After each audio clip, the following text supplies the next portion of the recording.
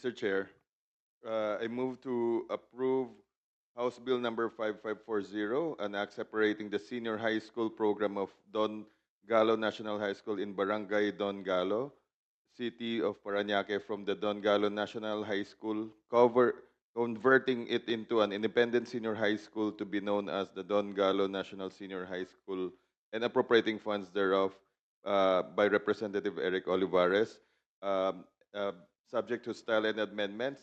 And I move for the approval of the committee report also. I so move, Mr. Chair. Second the motion, Mr. Chairman. There's a motion by our Vice Chairperson of this committee, the gentleman from the 1st District of the City of Valenzuela, that we approve House Bill number 5540 together with its committee report, duly seconded by the gentleman from the 3rd District of South Cotabato, the Honorable Dibo Estuan. Is there any objection? Chair, hearing none. Same is approved. Congratulations, Ma'am Aguinaldo, Ma'am Torrecampo, and of course to the Honorable Olivares.